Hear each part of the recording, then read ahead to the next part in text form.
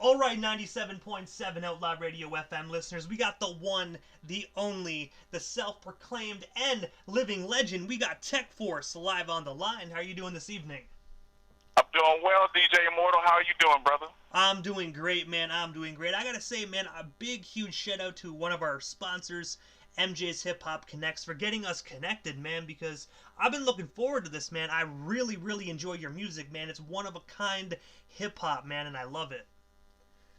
Thank you, bro. Yeah, shout out to MJ because she's been instrumental for my career, man, and just and how professional she is, and her connecting me with people who are really, trying to make a difference in hip hop, man. Really trying to get the music to the people, and not just mine, but other indie artists, man, that are just really just trying to make stuff happen. So shout out to that girl, man. And I agree with you, man. She is phenomenal. I'm not just saying that because she is the radio station's sponsor, but sometimes I really think, man, does she ever sleep? Because she is always working 24/7. You know what I mean? Yeah. Well, man, it's Gosh, I remember seeing an interview with P Diddy when he was talking about when he was first coming up, and he kept mentioning how he didn't get much sleep because he was always up. He was always networking, always doing that. Now, he can sleep a lot more now, later on in the years, but coming up, man, there wasn't no time for sleep. And when you're in this business and you got, something to say, sleep is for when you maybe made it. And even those people who have made it still don't sleep. You know what I mean? So I most definitely agree, man. I most definitely. A lot of us radio DJs, man, we barely sleep as well. You know what I mean? I got a routine myself. I get about 4 hours sleep and then I'm back up again and I do it again. But after a while, man, your body just gets used to it. yeah, your body exactly. I think that as well, man. Like I only get about 4 to 5 hours of sleep myself, and I think when I wake up, I'm like, all right, who do I need to network with? Do I need to work on my album a little bit more? There has to be something that I got to do. But that's kind of like what successful people have built inside them, right? Everybody from Henry Ford to Berry Gordy have that drive to keep pushing, and that's what makes them successful. But I gotta ask you, TekForce, I want to take you back to the beginning of your amazing music career, man. What actually sparked and made you decide to actually get into the music industry initially? Good question. So, man, I think it began back. Man, I think we need to shoot the Wayback Machine to 1993. Are we going back? Are we going back? There was a 17-year-old TekForce that popped in a CD in his big brother's CD player by the name of Midnight Marauders by a Tribe Called Quest. And there was a track specifically on there that was called Lyrics to Go. And I remember having my headphones on because my mom didn't want it blaring and stuff because that's, how your mom's is. Have my headphones on, and I listened to that track, and I felt so good. I said, I want to make people feel the same way I do one day. And now, it didn't happen for another several years. But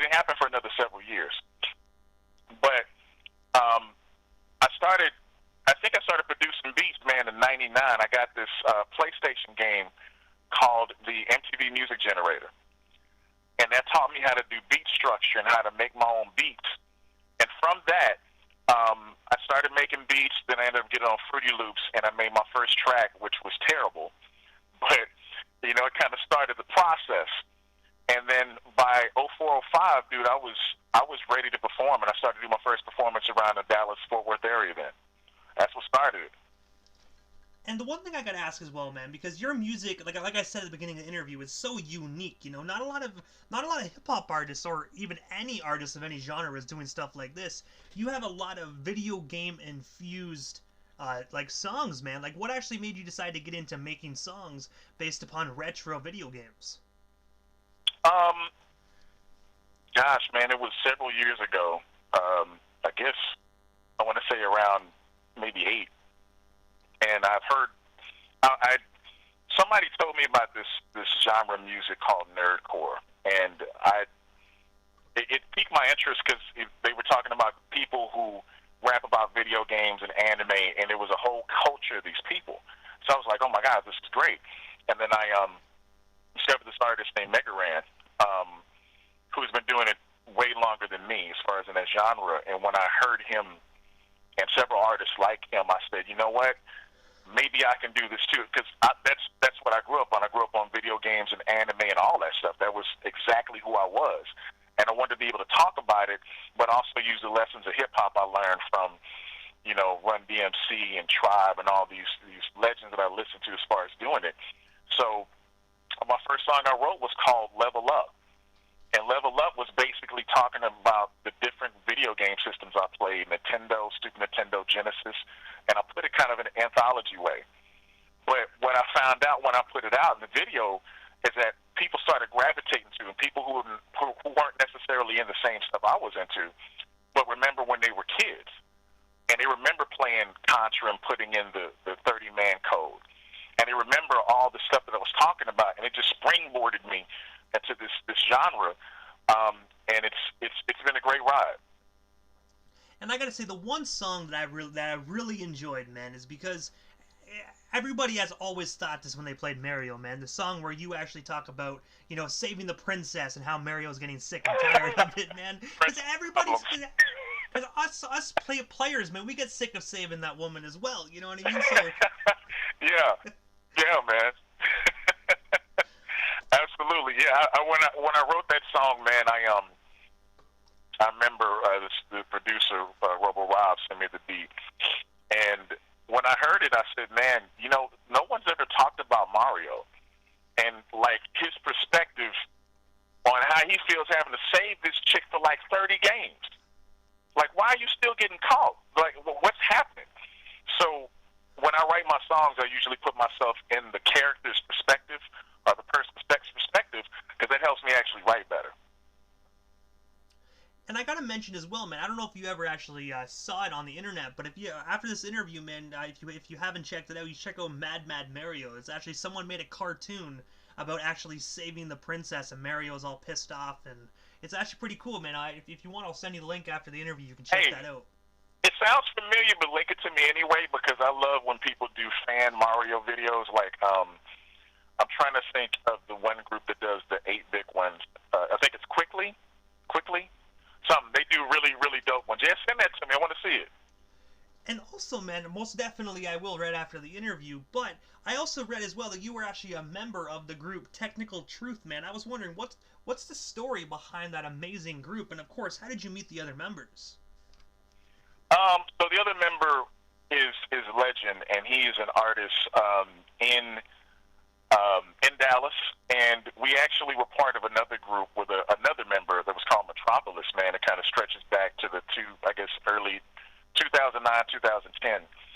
I met him initially when I first started rapping. When I first started rapping around Dallas, man, and we just did shows together and remained cool. And then later on in life, we kind of just connected and said, hey, why don't we just do a dope album? Why don't we do like some projects together? And Technical Truth came. We ended up doing, shows here and there, making, some good music. And then eventually we opened for Rascast, which was for me a career height, man, because I grew up listening to Ras, man, and Solo Nice was like a religion in my car when I was driving around in, 95, 96. So that was a great point. And I gotta ask you as well, are you guys actually, is that group still together today? And if so, do you guys have any new projects currently in the works? We're not. We have kind of parted ways, and Legend, he's doing his thing, making dope albums on his kind of his own. But I've largely concentrated on my company, man, Life Cycle ENT. Concentrated on the projects I'm doing, and kind of really took that time after we broke up, as far as the group goes, to focus on myself as an artist, man. And I think kind of the right time when it's to move on, when you kind of had your day in your son, and ain't no love lost. So wish him the best and hope he's doing the best and whatnot. But it's again, it's about just kind of making yourself work as an artist and keeping it moving. And also, as well, when you actually brought up a few moments ago about Light Cycle Entertainment, man, could you tell us a bit more about what services you offer to the general public? And, of course, how can we go about inquiring about those services as well? Yes, sir. Yes, sir. So Lifecycle Entertainment was created at first to kind of help me to push the TekForce brand, but as it grew, it's dedicated to production, obviously the TekForce brand, but really creating like-minded individuals to connect. One of my goals is to help folks that have maybe grew up like I have and loved the games and loved anime and stuff like that and didn't really have a voice, and kind of help them grow into that voice. I had the benefit of I still have the benefit of a mentor by the name of Lewis Gray, part of this entity called the Group. We met about 8 years ago, and at the time I was doing the video game stuff, but I didn't have a sense of direction. Right, I didn't know where to go as an artist. But he helped me to not only believe in myself more, but cultivate myself as an artist and to put on actual projects. So shout out to Lewis Gray and shout out to DJ Kawan, both guys who've helped me. And I decided when I got more acclimated to music, more acclimated to the business, that at some point you got to give back. You got to help people who don't necessarily have that direction, people that really want it. So Lifecycle Entertainment, it's kind of like an all-encompassed unit where not only do we have music, but also spreads out to possibly video games and works out to animated series. I wanted to an actual place where things like that can grow. And you can find it, really just reach out to me on TekForce on Facebook. You can go to Instagram and get me at TekForce. Twitter, TekForce Rises. The email address to hit me directly with Lifecycle Entertainment Business is lifecycleent@gmail.com. And also as well, man, I want to take you back to 2015 because I actually had the opportunity to sit back and listen to this entire record, and I gotta say it's absolutely phenomenal. But the name of that record is actually your debut record, and it's actually Tech Support.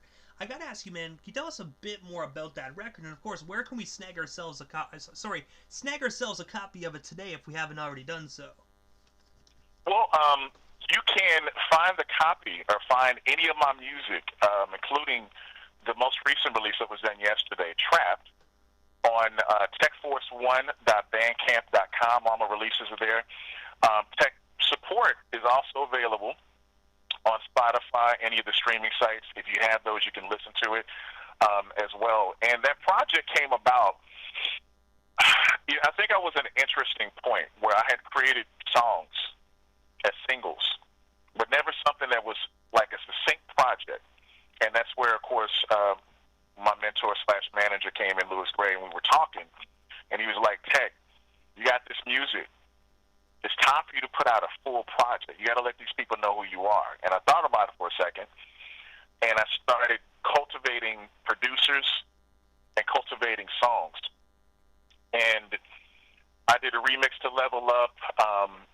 I already had songs in the bag, but as the album went through, I started networking with other artists, like Johnny Moody and my dude and Bill Beats and several folks that I've worked with before. But it just turned into this dope project to where it was really me kind of getting out all the loves that I want. Like, still to this day, there's a song I got on the album called SDF1, and it's about this old series called Robotech. And it's still my most played song. And it was kind of a labor of love, man, because when it came out, the song that most people gravitated to was Ode to the Retro. That seemed to be the song that people were like, oh my God, this is incredible. What is this? Because they'd never heard video game music before. And it was just me speaking my truth.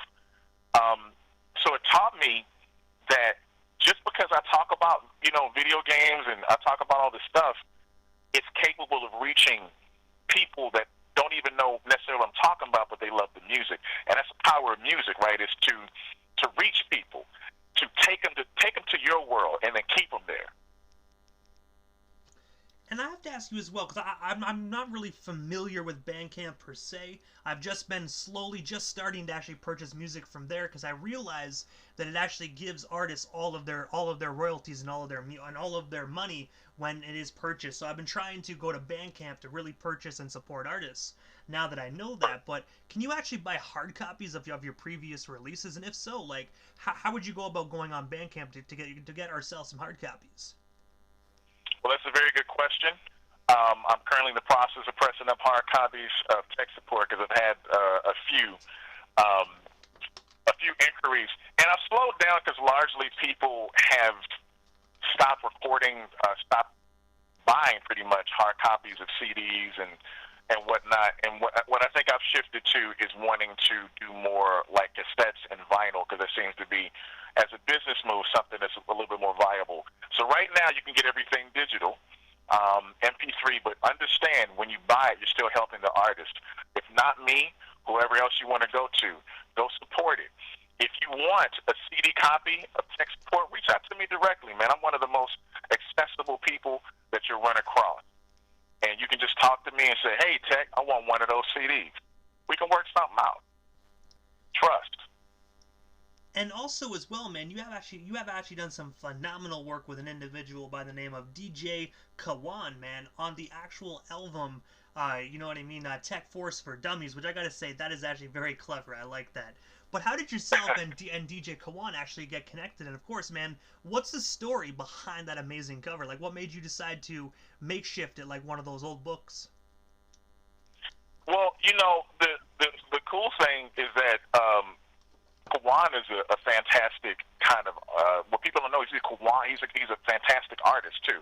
So he's able to come up with these concepts, but also go in Photoshop and do them. That was his doing. We had talked about it, and he was like, "Yo, Tech, you need like a compilation of songs where people who don't know who you are can listen to it in one setting, and I'm gonna pick the tracks." And I was like, "All right, you know, do what you got to do." He goes through and he makes it, you know, a mixtape project. I recorded a little funny parts in the beginning, but it was really just something to get folks who didn't know me into me really quickly, and it largely worked. A lot of people were asking about the album. A lot of people were asking about that. But as far as DJ Kawan goes, gosh, I've known Kawan about a couple of years, man. The way that we met was through Louis Gray, again, a.k.a. T-Rex. We did a show at Dallas at this place called the Curtain Club that's no longer around. So I think Rex had already established kind of a relationship with Kawan. And me and him went up and we performed together because that's what we do. You know, I've known him for 8 years, and I went up and I did my song Spirit Bomb. He did his tracks as well. And after that point, Kawan just kind of connected with us, and things just kind of built out from there, man. And Kawan is one of my best friends, man. He's not only just a phenomenal DJ that's doing great things. Shout out to Kawan Radio. And it just kind of, you know, just built from there. And also as well, man, directly after this interview, I'm going to be playing one of your most recent releases that actually dropped January 12th of this year by the single called Never Again, man. I was wondering, for the listeners that haven't had the opportunity to check out that single, what can they expect from this when they do hear this directly after our interview? So, the Child of the 80s album is a different kind of way that I'm approaching an album. I wanted to have something with 80s kind of sensibilities, but also kind of deeply rooted in the now. When I made that song, you know, because I produced it as well, man, a couple of years ago, I was talking with my manager, Lewis, and one thing he told me, he said, "Man, listen, Tech, you're hip-hop. One thing that you need to do in this new album is have a record that talks about all the people that have wronged you, not mentioning them by name, but going in and making a dope record that talks about the people that have wronged you, folks that were fake, and how never again, and how you kind of learned from those experiences." So I put an old break beat with some keys I was working with, man, and it turned into a dope single, man. A lot of people love it. It's a good segue into the album, and I think as a listener, you're gonna really enjoy it because if you're about that old, if you're about hip hop, period, if you're about MCs and lyrics and getting to the point and making it work, that's what this track is about. And I've got to say, by the sounds of it, our listeners are most definitely in for a treat. Word up. I appreciate that, man. There's going to be different looks on the Child of the 80s. So Child of the 80s drops on June 26th of this year, which is my birthday, incidentally. And I wanted to make something that was impactful. As a matter of fact, I'm going into the studio next week to record 3 songs to it, and it should be done probably the middle of May. And I'll start mixing and mastering, and when it's done, Immortal, you got to get it, man. Hey, man, most definitely. I'm most definitely going to snag myself a copy, and I most definitely will start spinning it on the radio station airwaves as well. For sure, man. I appreciate you so much. And I see, and wait a minute. Let me take a moment to talk about you, because I've seen you, and I've seen the moves that you make, and I've seen your interviews, and I like how real you are with people. So us as artists like to talk to somebody that's truly interested in what we got to say, truly interested in what we know and how we got into music, and is relatable. So beyond, behalf of the artists, even in the future, man, thank you for being who you are, brother, because we see you. Hey, man, I got to say I appreciate that, man. I just do what I do for the love of hip-hop, man. Like, I grew up in I'm not gonna lie, I'm not gonna say my whole story, but I grew up in foster homes and group homes, man, and hip hop was literally my only friend. My headphones were the only thing in my life that was there for me, man. So now that I'm an adult, I have the resources and I have the platform. It's my turn to give back to the culture that made such a positive influence on my life. I see it, man. I see, and the reason that you're getting a lot of the big name artists as well as the indie folks is because you're that type of person, and people you gravitate to people with good energy, and that's what you got, man. So I wish you continued success, brother, and I hope I'm a part of that. I appreciate you, brother. I really do. But I gotta ask you, TekForce, other than your record that's dropping on your birthday, man, what is next for you? Because I know you have a huge career, amazing projects, and I know, we'd be here all day if we covered all of it, man. But is there anything else I missed? Anything else you still want to talk about or promote while we still have you here live on the Canadian airwaves? Yeah, absolutely. So I dropped a single last night that I'm going to send to my man Immortal here in a second. The name of the record is Trapped. And Trapped is the newest record that I got that's produced by my dude, 80 Books, Darren Congdu-Wilborn, and got cuts by Bill Beats. But it is pure hip-hop. It talks about this old show called Robotech, but kind of in a relatable way. It is pure hip-hop. I want you to go to tekforce1.bandcamp.com. Go check it out. Go purchase that single. Go help indie artists such as myself. But that is the third single from the album. So go check it out, man, and go cop it. And like the old saying goes, either you get it or you most definitely will regret it. That's the truth, man, because listen, people like us, man, we're driven and we are motivated to do what we have to do. And we're teaching people in the ways that we are. So I'm doing the same as you. But also, TekForce, this is the time in the interview, brother, that I give a chance for the individual that slides into the radio station airwaves. Just a chance to give shout-outs to whomever they want to give shout-outs to.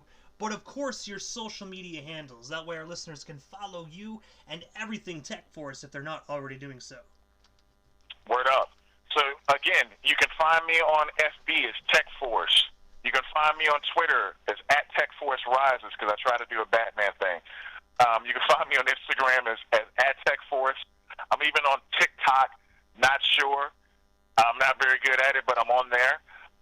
You can find my music on Spotify, Google Play, any streaming services.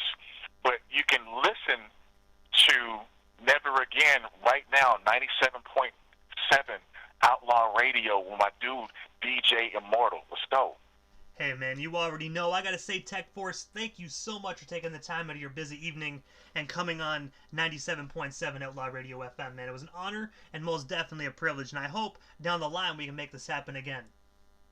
Oh, we will. We most definitely definitely do. As a matter of fact, as the album comes out, brother, if you'd like to do a listening session, I'm always down for it. We'll walk through it, have fun, have a couple of drinks, and we'll see what the people think.